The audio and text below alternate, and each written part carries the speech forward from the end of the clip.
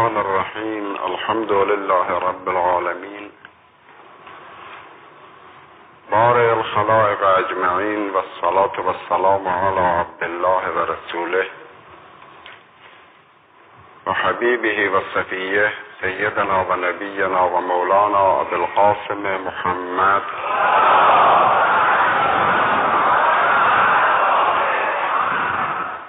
وعلى آله الطيبين الطاهرين المعصومين.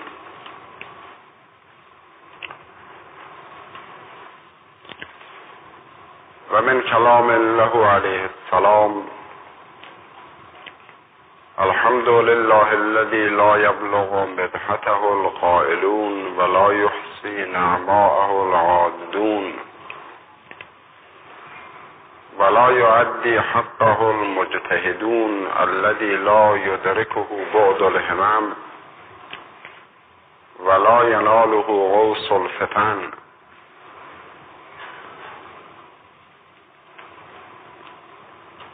فطر الخلائق بقدرته ونشر الرياح برحمته. اول الدين معرفته وكمال معرفته التصديق به وكمال التصديق به توحيده وكمال توحيده الإخلاص له وكمال الإخلاص له نفي الصفات عنه لشهادة كل صفة أنها غير الموصوف وشهادة كل موصوف أنه غير الصفة. فمن وصف الله سبحانه فقد قرنه ومن قرنه فقد ثناه ومن ثناه فقد جزأه ومن جزأه فقد جهله ومن جهله فقد أشار إليه ومن قال فيما فقد ومن أشار إليه فقد حده ومن حده فقد عده ومن أشار إليه فقد ضمنه ومن قال علام فقد اخلا منه.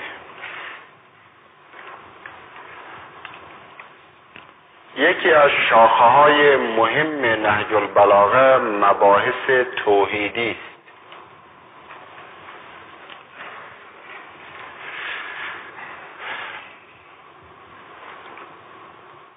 قسمت بسیار زیادی از این کتاب را مباحث توحیدی و به اصطلاح مباحث الهیات بالمعنی الاخص تشکیل می‌دهد و این مباحث در این کتاب شریف فراوان است. شاید اگر همه را در یک جا جمع بکنیم در حدود 50 صفحه به صفحات معمولی نهج البلاغه بشود.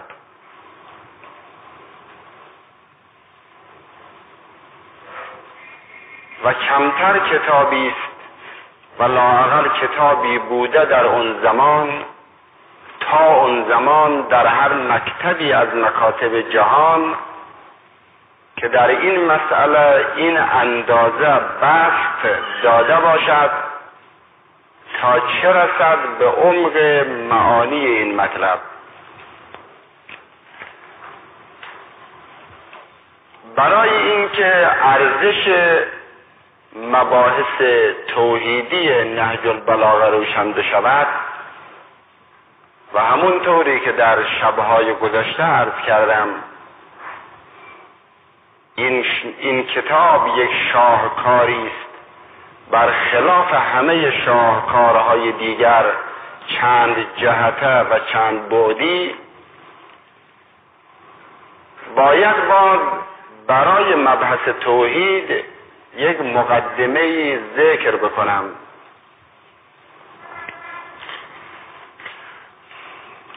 اولا می‌دانید که در غیر دین اسلام اساساً ما یک الهیات صحیحی نداریم.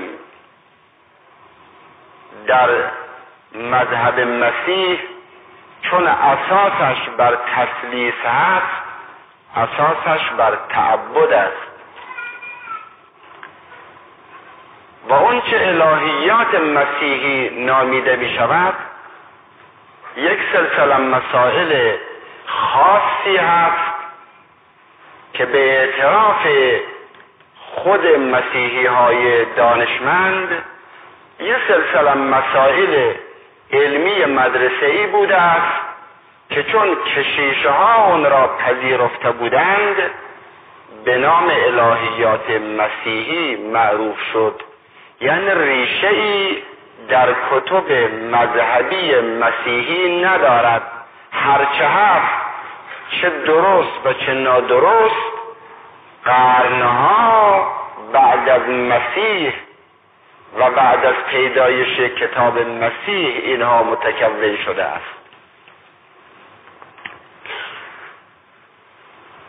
در جهان اسلام به طور کلی راجع به این که آیا واقعاً بشر یک سلسله معارفی به نام معارف توحیدی و الهی دارد یا ندارد، یعنی آیا اساساً ما یک علم در جهان داریم که واقعاً علم باشد، یعنی بر پایه استدلال قوی و مستحکم باشد و در موضوعش مسائل الهی باشد؟ آیا چنین چیزی هست یا چنین چیزی نیست؟ افراد بسیار بسیار اندکی که اسم اونها برده نمی شود بودند که گفتند ما در باب مسائل الهی، یعنی درباره خدا و صفات خدا و اون چه که مربوط به عالم ربوبیت است، ما اساساً راه نداریم، نمیتونیم بفهمیم و هر کسی که میخواد در این زمینه چیزی بفهمد اشتباه میکند که دنبال این جور مسائل میرود. عرض کردم اینها عده خیلی اندکی بودند که حتی میگفتند در اصول دین هم باید تقلید کرد نه تحقیق. شیخ انصاری رضوان الله علیه در کتاب فرائدشون نقل میکنن از بعضی از محدثین و اخباریین خیلی قدیم و ایشان از شیخ طوسی نقل میکنن که شیخ طوسی فرمودند در مقام انتقاد که اینها چنین مردمی هستند که اگر در باب اصول دین هم چیزی ازشون بپرسید میگن روینا کذا روینا کذا. میرزای قمی در قوانین که خود میرزا از بزرگان علمای شیعه است اونجا بحثی دارد، با این گونه کسان بحث میکند و از جمله چیزهایی که میرزا نقل میکند این است، میگوید اینها متمسک شدند به این جمله که علیکم به دین العجائز، یعنی بر شما باد به دین پیرزنان، یعنی در مسائل مانند پیرزنها فکر بکنید. ایشان راجع به این جمله بحث میکنند که این جمله را کی گفته است. اولا آیا پیغمبر فرموده است یا غیر پیغمبر؟ میگن که این جمله است مال پیغمبر نیست، مال سفیان ثوری است که یکی از فقها و متصوفه اهل تسنن است و او هم در یه مورد بالخصوصی گفته که مقصودش هم این حرف نبوده است. دو نفر از علمای معتزله و اشاعره با هم دیگر صحبت میکردن راجع به یه مسئله، یه نظریه دادن، یه پیرزن فاضله‌ای بود در اونجا و مطلع از قرآن یه آیه خوند، حرف اینها را باطل کرد و گفت علیکم بدون العجایز. ایشان میگن اولا همچی جمله پیغمبر نفرموده است و حقم همین است، یعنی همچی جمله ما در هیچ کتاب معتبر یا غیر معتبری به صورت حدیث تا کنون نیافتیم. هیچ کس تا حالا به صورت حدیث این جمله را نیافته است که پیغمبر فرموده باشد علیکم به دین العجائز. بعضیا گفتن فرضاً هم پیغمبر اکرم چنین چیزی فرموده باشد، مقصود این نیست که سطح معرفت شما مساوی باشد با سطح معرفت پیرزنان. مقصود کیفیت است، یعنی همون طوری که بعضی از این پیرزنها در عقیده خودشون فوق العاده محکم هستند، هیچ گونه تردیدی به خودشون راه نمیدهند، در این جهت مانند اونها باشید. باز این حکایتی هم که اصل و نسب حسابی ندارد نقل میکنن که پیغمبر اکرم یه وقت میگذشت بر یه پیرزنی و اون پیرزن یه چرخ نخرشی در دستش داشت و مشغول رشتن این نخها بود. پیغمبر بهش فرمود پیرزن تو خدا را از کجا میشناسی؟ فوراً دستشو از دسته اون چرخ رها کرد، چرخ دو سه گشتی زد و بعد ایستاد.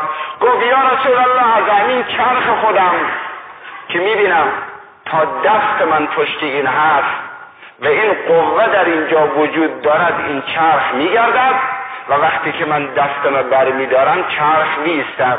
میگم این عالم دائما در گردش است، پس حتما یک دستی در پشت اینجا وجود دارد که این عالم رو میچرخاند. خب اگر این قضیه واقعا راست باشد، این پیرزن بسیار استدلال محکم و قوی کرده است. برهان حرکت معروفی که ارسطو آورده است همین است. این حرفی است که ارسطوها گفتند، ولی یه پیرزنی این حرف را از دهان پیرزن، حرف ارسطویی را ما بشنویم.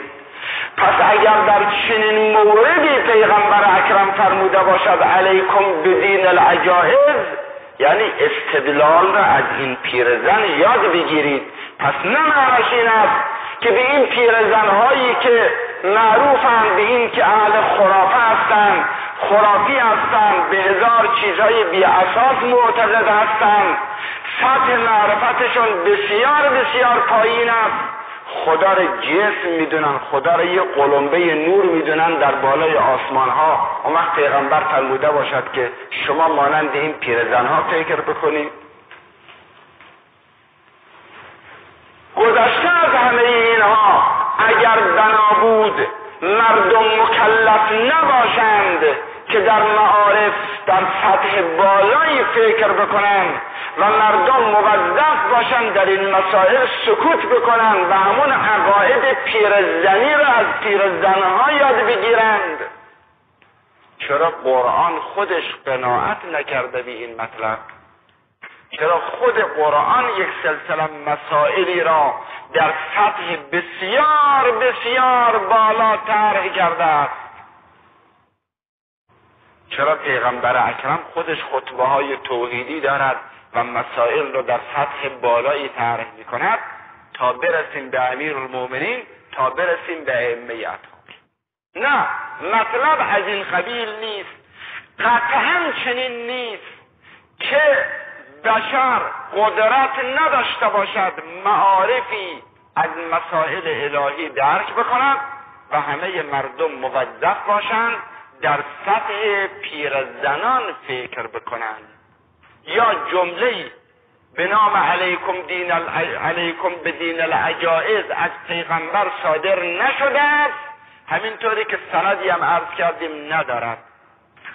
فرضاً این حکایت راست باشد، اساسی داشته باشد، خود حکایت نشون میدهد که مقصود این نیست که سطح معرفت شما پایین باشد. از این بگذارید.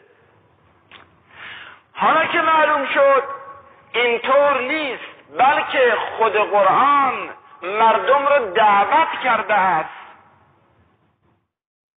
که سطح معرفتشون درباره خدا بالا باشد. راه معرفت خدا چیست؟ از چرا خدا را باید شناخت؟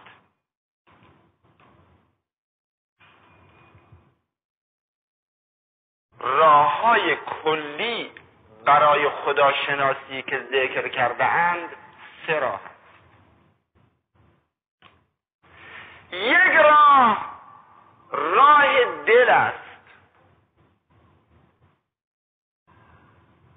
که معمولا اهل عرفان به این راه بیشتر معتقدند. میگن که ریشه خداشناسی، جوهر خداشناسی، مایه خداشناسی به صورت یک عشق، به صورت یک محبت، به صورت یک جاذبه در روح بشر قرار گرفته است. شما به جای همه چیز تصفیه نفس بکنید، تصفیه باطن بکنید. لازم نیست برید زحمت بکشید یه علمی را به نام علم خداشناسی تحصیل بکنید. نه، شما روح خودتون صیقل بدهید، نور معرفت پروردگار در قلب شما پیدا می شود.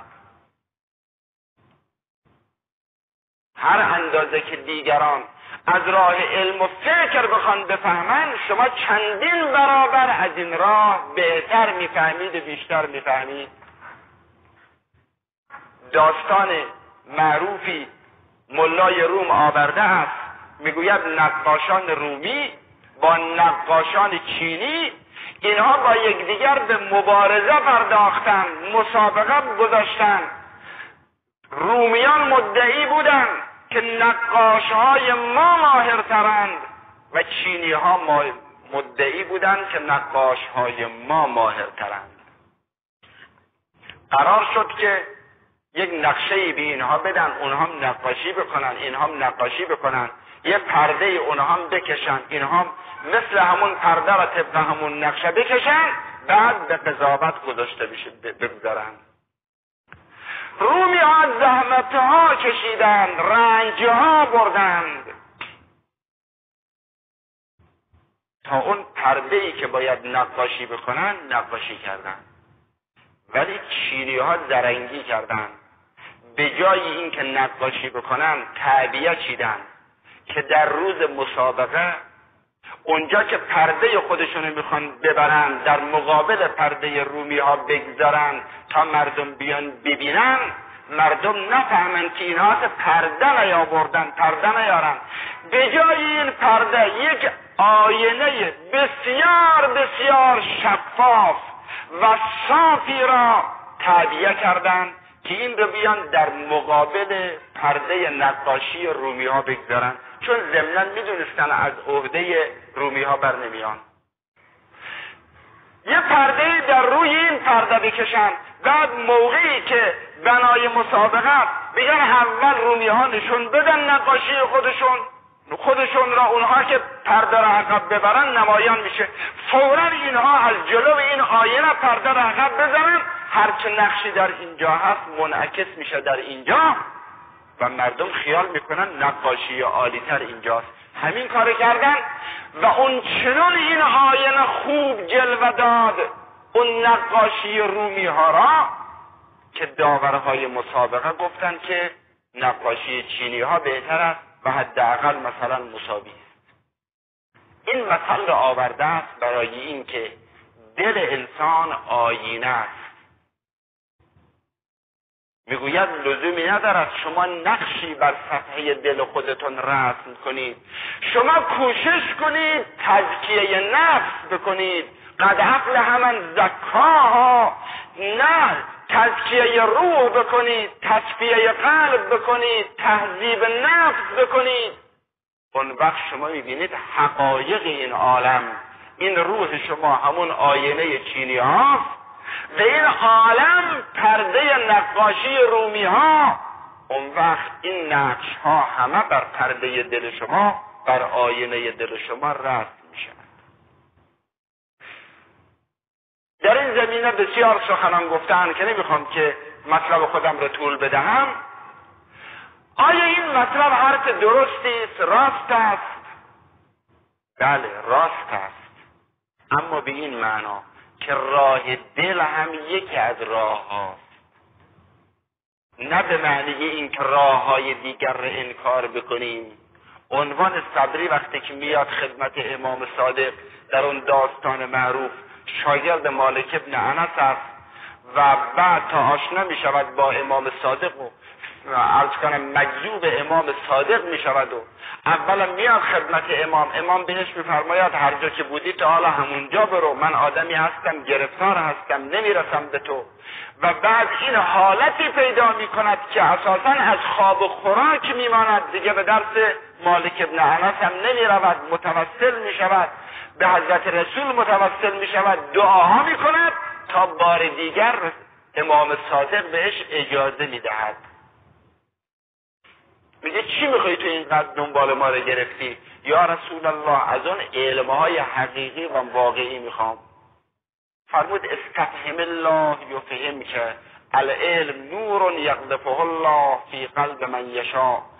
فرمود ای مرد، اون علمی که تو میخواهی بی خود دنبال این معلم و اون معلم میری، این را از خدا بخواه، از راه عبودیت تحصیل بکن، خودت درست کن، خودت تصفیه بکن، اون حقیقت اون نوری که تو میخوای برات پیدا میشه. فقط یک سلسله دستورها برای تهذیب نفس و تصفیه قلب بهش داد و گفت بفرمایید برید فی امان الله.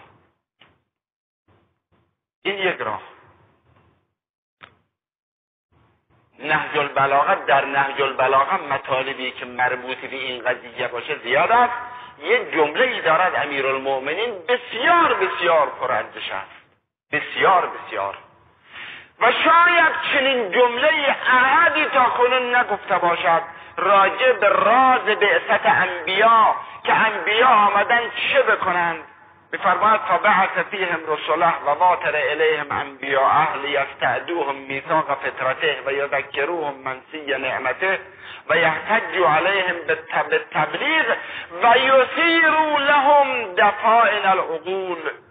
این جمله آخر، خدا چرا پیامبران را فرستاد؟ اون یکی بعد از اون یکی، این یکی بعد از اون یکی، چرا فرستاد؟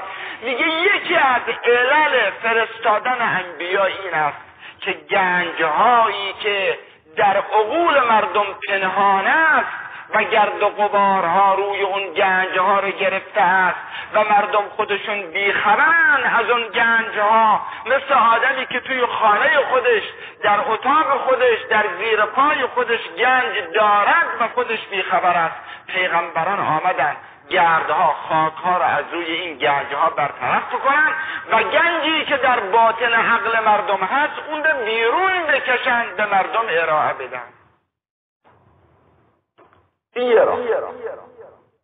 راه دیگر برای خداشناسی این است که مردم را به عجایب خلقت و نظام کائنات آشنا بکنیم که ببینیم در قرآن کریم از این راه زیاد سیر شده است. زیاد. ان فی خلق السماوات والارض و اختلاف اللیل والنهار لآیات لأولی الالباب الذین یذکرون الله قیاما وقعودا وعلی جنوبهم و یتفکرون فی خلق السماوات والارض یا فی خلق السماوات ربنا ما خلقت هذا باطلا سبحانک فقنا عذاب النار. آیاتی که در این زمینه هست در قرآن بسیار زیاد است. یعنی چه؟ یعنی خلقت خدا کار خداست. هر کسی را از طریق کارش، از طریق صنعش خوب میشه شناخت. صنع هر کسی، مصنوع هر کسی در حد خودش ارائه دهنده صفات اوست، ارائه دهنده کمالات اوست. شما سعدی را از چرا میشناسید؟ چرا شما به سعدی ارادت دارید؟ از کجا شما میدونید سعدی باذوق‌ترین شاعر است؟ از کجا میدونید که سعدی بسیار مثلا شاعر مطلعی هم بوده است یا مولوی مثلا؟ از کجا؟ مگر شما تو مغز سعدی راه داشتید؟ مگر از روح سعدی با خبر بودید؟ نه. ما از روح یا آدمی هم که پهلومون نشسته بی خبر هستیم. هر کسی را که میشناسیم از راه آثارش میشناسیم. وقتی که کتاب تألیف یافته سعدی را میبینیم، گلستان رو میبینیم با اون نثر زیبا و با اون شعرهای بسیار عالی، میگیم خب پس نویسنده این، پدید آورنده این مرد بسیار باذوقی بوده. عین همین مطلب در باب عالم هست.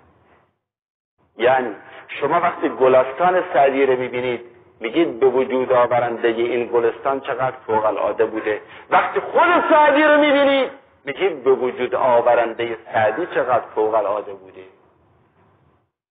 گفت حسن اون دارد که یوسف آفرید. از این نظر تمام عالم، تمام صفحه گیتی کتاب پروردگار است. و فی الارض آیات للموقنین و فی انفسکم افلا تبصرون. به نزد اون که جانش در تجلاست همه عالم کتاب حق تعالی. خود شما یکی از کتابهای خدا هستید، خودتون رو مطالعه کنید. یه تصنیف از تصنیفهای خدا رو مطالعه کردید، کتابی از کتابهای خدا رو مطالعه کردید، خدا رو میشناسید. عالم رو که مطالعه کنید، زمین رو که مطالعه کنید، گیاه رو که مطالعه کنید، حیوان رو که مطالعه کنید، آسمان رو که مطالعه کنید، ستارگان رو مطالعه کنید، همه اینها کتابی از کتابهای خداست که مطالعه کردید. اصطلاحی دارن میگن کتاب آفاقی و کتاب انفسی. اصطلاح هم از خود قرآن گرفته شده. همین آیه که عرض کردم، نه آیه دیگری است. و فی الارض آیات للموقنین و فی انفسکم افلا تبصرون.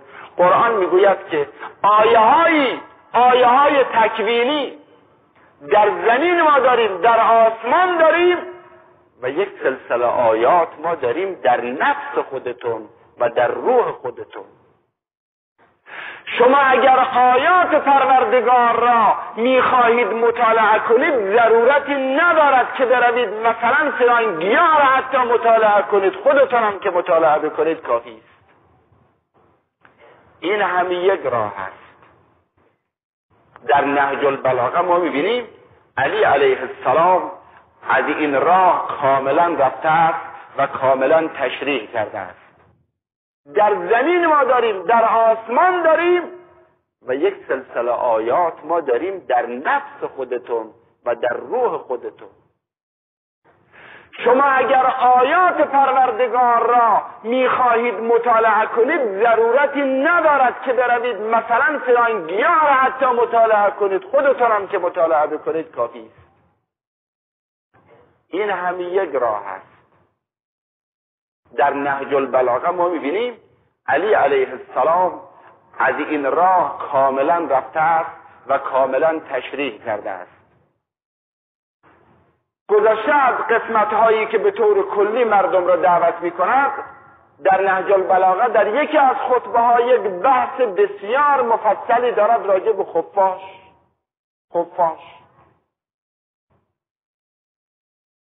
شبپره. این موجود را به عنوان یک سطر از سطرهای خلقت، یک برگ از برگهای خلقت علی مطرح میکنه. میگه در خلقت این شبپره یه مقدار مطالعه کنید، دستشو ببینید، پاشو ببینید، نمیدونم فلان کارشو ببینید، فلان بعضشو ببینید، تا از اینجا بفهمید که به وجود آورنده این کی بوده و چی بوده. خطبه دیگری دارد در خلقت طاووس و سایر طیور، بحث مفصلی میکنه راجع به طاووس و راجع به مرغ‌های دیگر. در یک خطبه دیگر جراده را، ملخ را مورد بحث قرار میدهد. در یک خطبه دیگر مورچه را مورد بحث قرار میدهد. یه همون سبک قرآن است دیگه. قرآن هم از همین سبک خیلی مردم را به این سبک دعوت کرده است. قسمتی از اون چی که مربوط به مورچه است چند جمله براتون به عنوان نمونه عرض میکنم، چون همه را که نمیشه به تفصیل گفت، این قسمت براتون عرض میکنم. میفرماید به این که انظروا الی النمله، به این مورچه، درباره این مورچه دقت کنید. البته در ابتدا می‌فرماد بله و فکروا فی عظیم القدره و جسیم النعمه لرجعوا الی الطریق. اگر مردم در قدرت عظیم پروردگار و در نعمتهای بزرگ پروردگار فکر بکنن به راه راست میان. بعد از چند جمله میرسد به اینجا انظروا الی النملة فی صغر جثتها و لطافت هیئتها. همین مورچه، این مورچه‌ای که همه جا هست، تو خونه هم پیدا میشه، تو صحرا هم پیدا میشه، اینقدر هم زیاده. این مورچه کوچک فی صغر جثتها و لطافت هیئتها و اون اندام نازکش و همه کمرش چقدر است، دست و پاش به چه نازکی، شاخکاش به چه نازکیش، او گردنش چقدر لطیف است. لا تکاد تنال به لحظ البصر. اینقدر کوچیکه که آدم باید بگرده تا از روی زمین پیداش بکند. کیف دبت علی ارضها و ثبت علی رزقها. میگه همین موجود به این کوچولی رو ببین، همین موجود به این کوچولی ببین چقدر عشق در این وجود داره، چقدر میل در این وجود دارد، چقدر شور و نشاط زندگی در این وجود دارد، چگونه این در روی زمین می جنبد با این دقت، به چگونه عشق می ورزد به زندگی خودش، به روزی خودش، چه نشاطی برای زندگی داره این موجود کوچک. و ثبت علی رزقها، عشق می ورزد که دنبال روزی برود. مور ضرب المثلی شده برای یک موجود فعال که وقت خودش به بیهودگی نمیگذراند، ذخیره میکنه برای آینده خودش. تنقل الحبة الی جحرها و تعدها فی مستقرها. دانه ها را از گوشه و کنار جمع میکنه، تو سوراخش میبرد، بعد نه اینکه اونجا بریزه، همینجور آمادش میکند، میفهمد که اینها را باید انبار بکند و اگر همینجور بریزد میپوسد، بعد به دردش نمیخورد. این را به یه شکل معینی، به شکل سیلوهایی که بشر از روی دقت اینها را میسازند که این دانه ها خراب نشود، فاسد نشود، همین کار میکنن که چیزها علما در این زمینه نوشتن. از جمله نوشتن که این دانه های گندم را دو نیم میکنه این حیوان، چون میداند اگر همونجور سالم باشد سبز میشود، دو نیم میکند که دیگه سبز نشود و کارهای دیگری که میکند. علی همینقدر اشاره میکند تعدها فی مستقرها، در او انبارش، در جایگاهش، این را آمادش میکنه برای باقی موندن، همینجوری نمیریزدش. تجمع فی حرها لبردها و فی ورودها لصدرها. تابستان که شد تو فکر زمستانش هستا، از تابستان فکر میکنه که زمستان پیش میاد، زمستان اگر آمد برف و باران پیش میاد، اگر برف و باران پیش آمد من دیگه نمیتونم از این سوراخم برم بیام بیرون، برای خودم مثلا و برای بچه هام آذوقه تهیه کنم. پس در تابستان که امکان این کار هست ما آذوقه رو تهیه بکنیم، چون زمستان به فکرش میکنه که در آینده هست. ولو فکرت فی مجاری اکلها فی علوها و سفلها. میگه فکر کن آخه یه حیوان غذا میخورد، همه گردن او چقدر است، همه اون مجراهایی که ما که با این اندام هستیم به این نسبت تقریبا میشه حساب کرد، ما با این اندام که هستیم غذا میخوریم، اون مجاری غذا در وجود ما چقدر است. مثلا راه حلق ما، راه میری ما نسبت به اندام ما چقدر است. این حیوان با اون اندام کوچکش مجاری عقلش، از اونجا که غذا را پایین میدهد، مجاری عقل یعنی اونجا که غذا را پایین میدهد، اونجا که غذا را هضم میبرد، اونجا که به هضم دوم میبرد، اونجا که به هضم سوم و چهارم اگر داره که من دیگه نمیدونم چی هست، بالاخره این همین غذایی که میخورد در یک دستگاه‌های بسیار بسیار دقیقی این غذاها را وارد میکند، هضم میکند، از این مجرا به اون مجرا میبرد، از این مجرا به اون مجرا میبرد و از اون مجرا به اون مجرا. میگه این همه اندامی این چقدر است، این چقدر باید دستگاه ها ظریف باشد در داخل وجود این حیوان که بتواند غذا بخوره و خیلی هم خوبم غذا میخوره. و ما فی الجوف من شراسیف بطنها. حساب بکن این شکمش و اون مثلا چیزهایی که به منزله دنده شمرده می شود و سرهای دنده شمرده می شود که جلو شکمش گرفته است. و ما فی الرأس من عینها. فکر کن که این حیوان در سرش چشم دارد.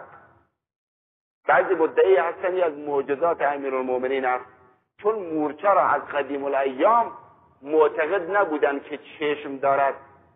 خیلی معذرت میخوام اگرچه شوخی سال عرض میکنم، یه نیم شعر معروفی هم هست میگن که چشم مور و پای مار و نون ملا کس ندید. این برای اینه که میگفتن چشم مورچه را کسی تا کنه ندیده است. امیرالمومنین میفرماید چشم این در سرش است این حیوان.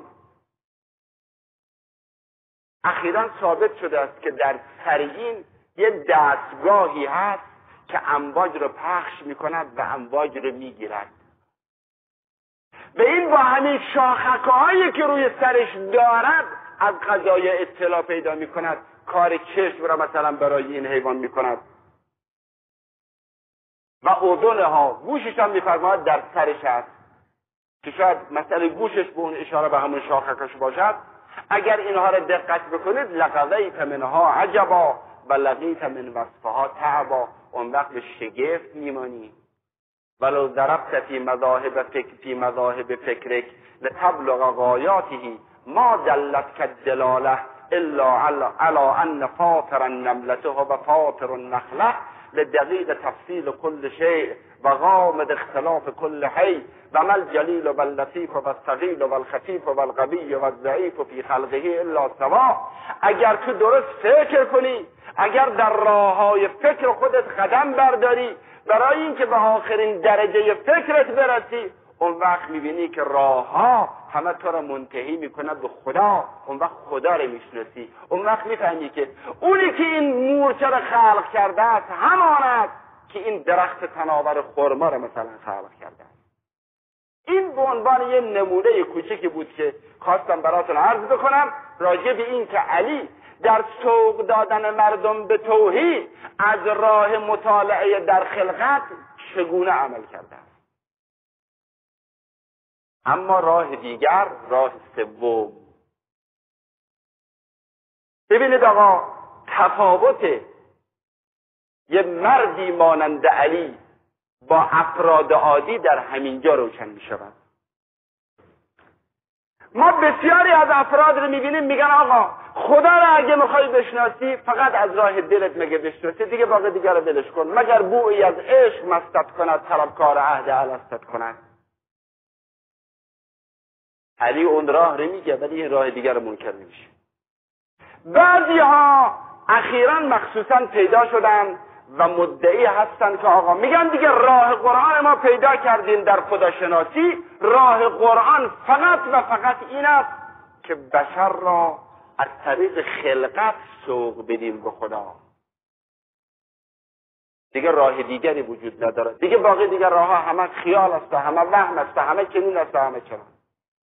این هم اشتباه است، به اشتباه بسیار بزرگی هم هست. راه خلقت یکی از راه هاست، نه راه منحصر. و تازه راه خلقت اولین منزل است، یک منزلی است که انسان را همین مقدار فقط قدرت دارد که انسان را از طبیعت متوجه ما وراء طبیعت می کند. همینقدر انسان را آگاه می کند که این عالم طبیعت مخلوق است، عالم طبیعت مربوب است. یه قدرت دیگری هست، یه قدرت حکیمی هست که این عالم طبیعت رو دارد میچرخاند و میگرداند. همونطوری که ابراهیم خلیل هم قرآن نقل میکند فلما جن علیه اللیل رأى کوکبا قال هذا ربی فلما افل قال انی لا احب الآفلین تا آخرش. ولی قرآن که به این قناعت نکرده است. اگر ما منحصر بدانیم راه معرفت پروردگار را به راه خلقت، اطلاعات ما، معارف ما در باب توحید و خدا فوق العاده محدود است و بلکه ناقص است، نه تنها محدود، ناقص است. چطور؟ برای اینکه اولین مسئله‌ای که در باب خدا مطرح است مسئله یگانگی. خیلی خوب، ما از راه خلقت چی میفهمیم؟ از راه خلقت همینقدر میفهمیم که طبیعت به خود واگذار نیست، طبیعت مسخر است، قوه یا قوه‌هایی هست، شاعر، حکیم، علیم، دانا که طبیعت رو تدبیر میکند. حالا اون قوه‌ای که تسخیر میکنه طبیعت را و تدبیر میکنه طبیعت را و نظام داده به خلقت، اون قوه یکیست یا 2 تا یا 5 تا یا 1000 تا یا 100,000 تا؟ اون دیگه از کجا میشه فهمید؟ او یه راه دیگری داره. قرآن هم راه دیگری طی کرده است. اونجاست که دیگه فقط و فقط راه عقل است، راه فکر است، راه محاسبات است، راه تجزیه و تحلیل عقلانی و فلسفی است. قرآن هم با کمال صراحت یک قیاس استدلالی فلسفی اقامه می‌کند: لو کان فیهما آلهة الا الله لفسدتا، که ازش به برهان تمانع تعبیر می‌کند. بعد هم ما در باب خدا باید معتقد باشیم و هو به کل شیء علیم، به همه چیز علیم است. از کجا میتونیم بفهمیم به همه چیز علیم است؟ ما به خلقت مطالعه میکنیم بفهمیم اون کسی که اینها را خلق کرده به اینها علیم بوده، اون کسی که اینها را خلق کرده به اینها قدیر بوده است. اما اینطور که بتونیم حکم بکنیم خدا به همه چیز داناست، لا یعزب عن علمه مثقال ذره، چه کار بکنیم؟ یا باید بگیم این دیگه تعبد است، به ما گفتن اینجا ما هم قبول بکنیم ولی خودمون نمیفهمیم. اما از خودمون بخوایم بفهمیم راه دیگری باید طی بکنیم. و هو علی کل شیء قدیر. به چه دلیل علی کل شیء قدیر؟ یا باید بگیم که خب به ما انبیا گفتن و هو علی کل شیء قدیر، ما قبول کردیم. به الا اگر بخوایم خدا را بشناسیم به این صفت که و هو علی کل شیء قدیر، دیگه از این راه نمیشه رفت.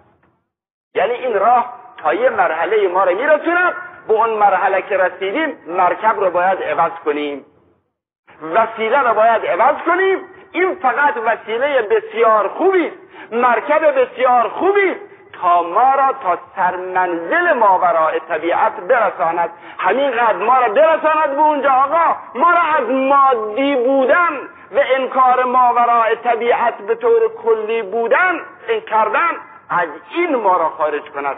اما در عالم معارف الهی اون چیزهایی که قرآن بیان کرده است و توصیف کرده، له الاسماء الحسنی و الامثال العلیا را اگر بخوایم معرفت پیدا کنیم، یعنی بخوایم بفهمیم، نه اینکه بخوایم تقلیدن و تعبدن بپذیریم که معناش رو نمیفهمیم چه چیزی هست یا نیست. مثل که بسیاری از علما، بعضی از علما گفتن، از علمای بزرگ هم گفتن، حتی گفتن ما در باب علیاذ بالله وحدت خداوند هم ما دلیلی نداریم، چون پیغمبران گفتن یه خدا بیشتر نداریم، ما میگیم یه خدا بیشتر نداریم.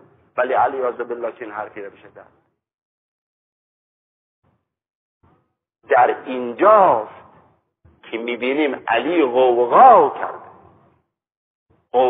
کرده، خدا میدونه. در تجزیه و تحلیل مسائل ماوراء طبیعی نهج البلاغه در جهان نظیر ندارد. میگویم بعض عهده‌شون بیرون بیام. نه تا زمان نهج البلاغه، یعنی مکتب‌های علمی و فلسفی و الهی که در جهان بوده است، در یونان بوده، در اسکندریه بوده، کم و بیش در هند بوده است، در چین بوده است، در اون جاها، و نه حتی در زمانهای بعد از علی تا چندین قرن بعد از علی. و اگر این معارف در جهان بست پیدا کرده است تا حدودی از برکت شخص علی ابن ابی طالب بوده، یعنی به دست حکما و فلاسفه این معارف نشر پیدا کرده که خودشون اقرار میکنن، اعتراف میکنن که ما از مکتب علی آموختیم.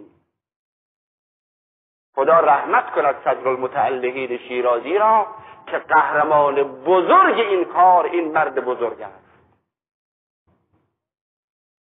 این مرد بی‌نظیری است در جهان. مانند این شخص البته در رشته خودش یه آدم یک بعدی است، یه آدم یک جهتی است. در اون رشته خودش که معارف الهی و ماوراء طبیعی باشد، بگذاریم از افرادی که مؤید من عند الله بودن معصومین، از اونها که بگذاریم دیگه قطعا این مرد نظیر نداشته.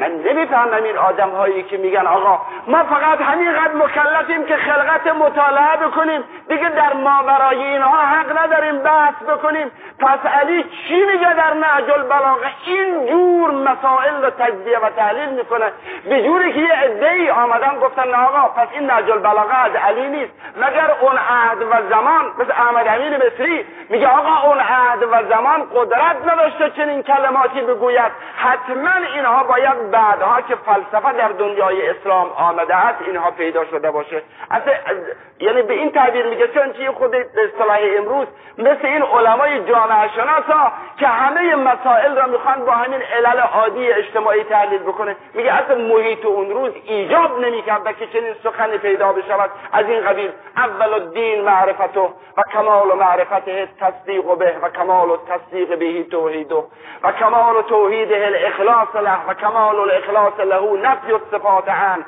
لشهادت كل صفة انها غیر الموصوف و شهادت كل موصوف انه غیر الصفه.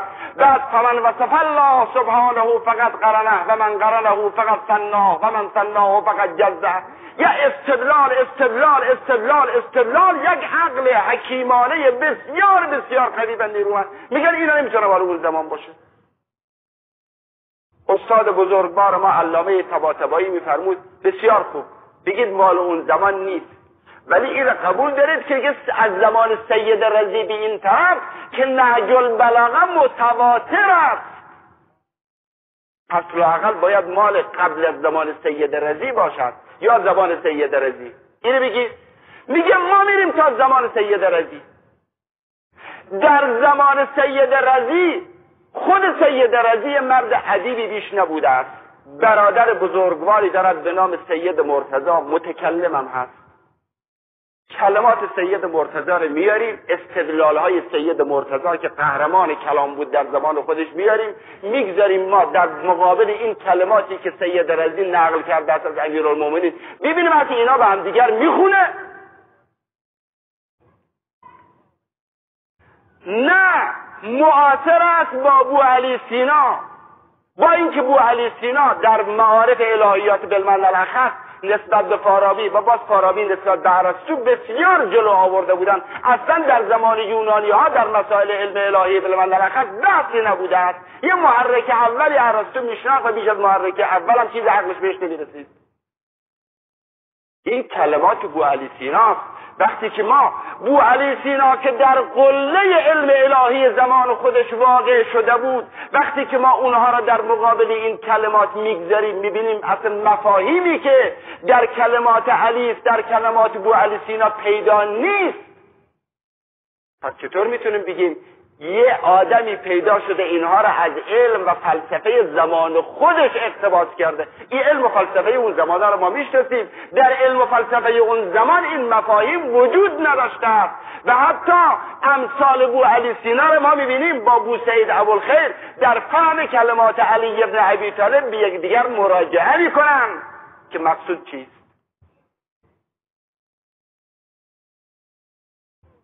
این جلسه چندون تناسبی ندارد که بخوام عرض کنم قسمت‌هایی را از کلمات امیرالمومنین و موضوعاتش عرض بکنم، یعنی از سطح این جلسات بالا. شاید اغلب حرفایی که من در این چند شب گفتم یه خود سنگین بود برای مستمعین، ولی برای اینکه اشاره کرده باشم به بعضی مسائل عرض میکنم که یه عده مفاهیم و معانی هست در نهج البلاغه که به طور قطع و یقین نه تا زمان سید رضی، نه تا زمان خود امیرالمومنین، نه تا زمان سید رضی تا حدود 1000 سال بعد از او هم اینها در علم و فلسفه بشری وارد نشده بود.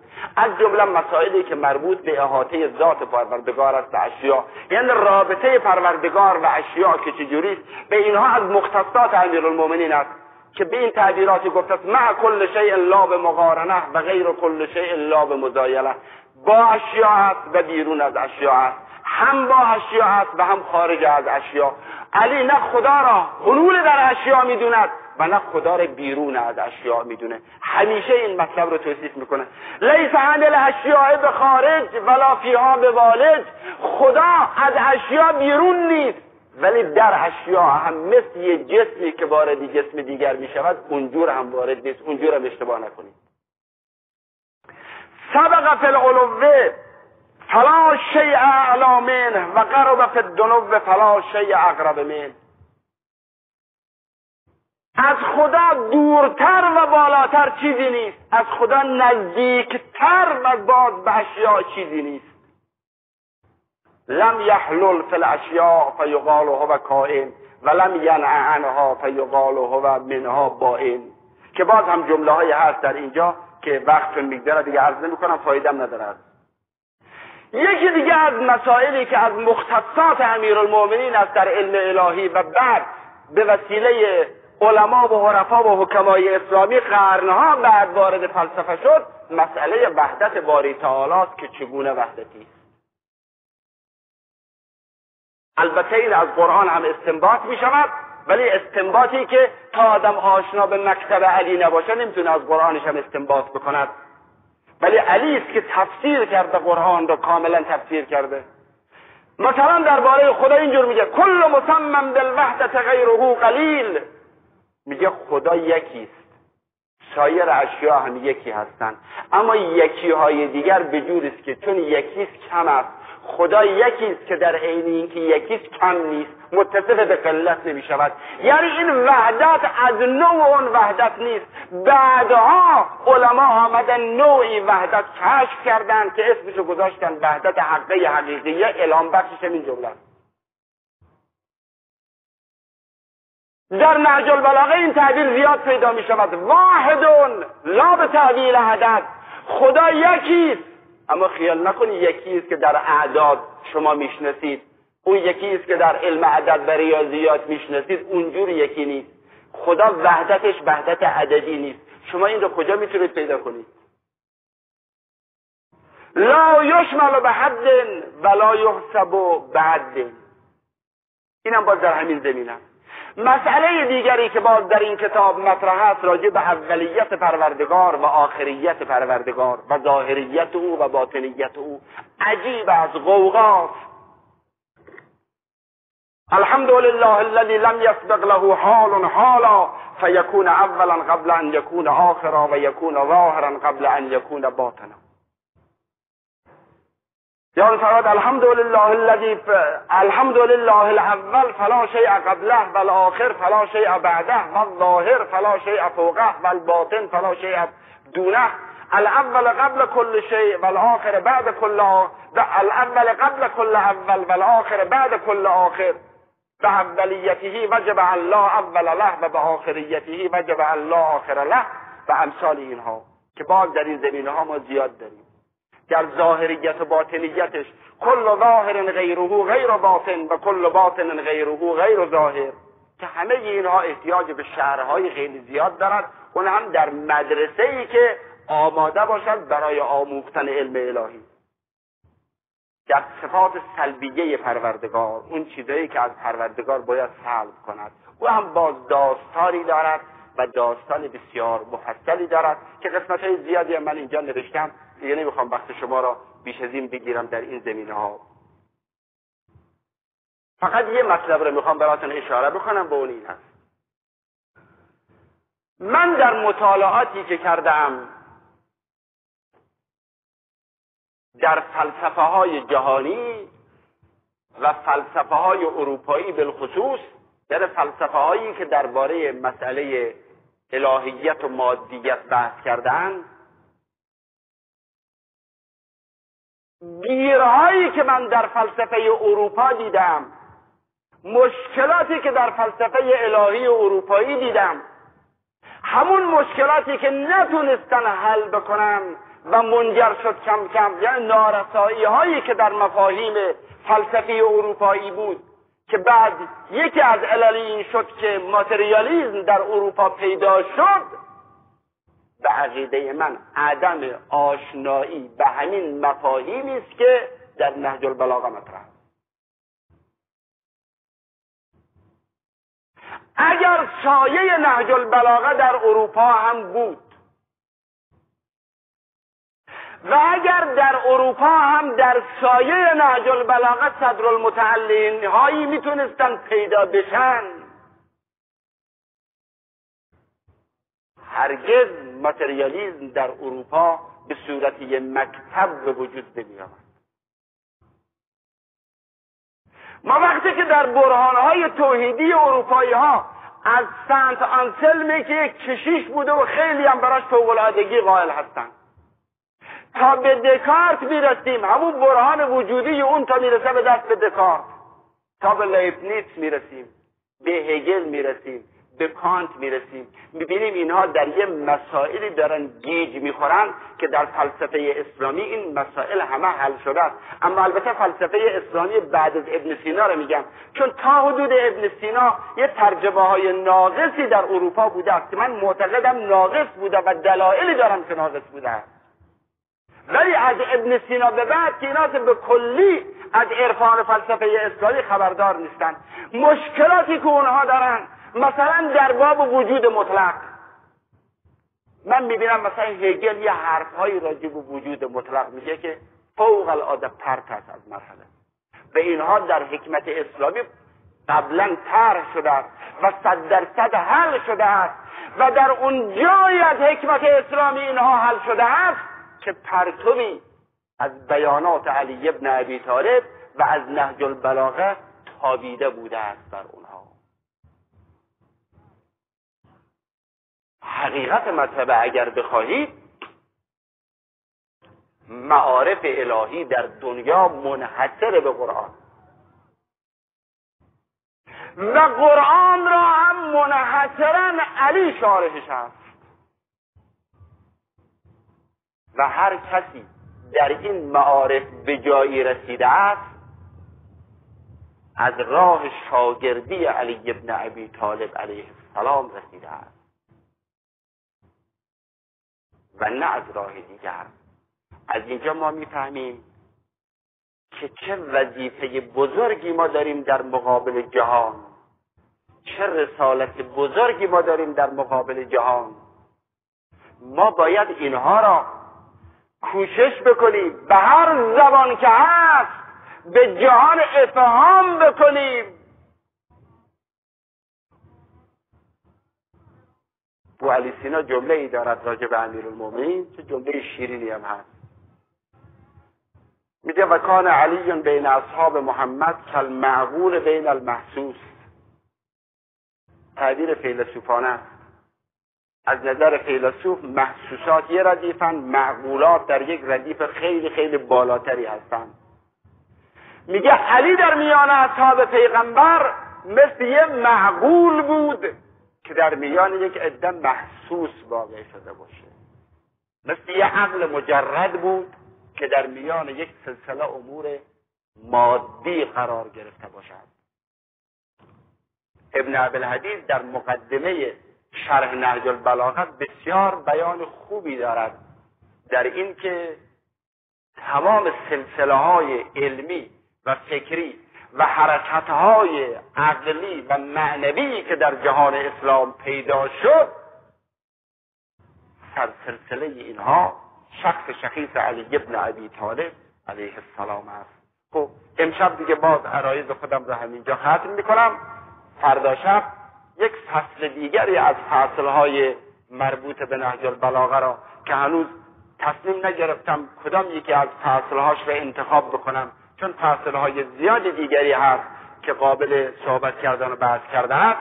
فردا شب انشاءالله آخرین فصلی که من باید بحث میکنم دیگه 5 شب من به پایان میرسد.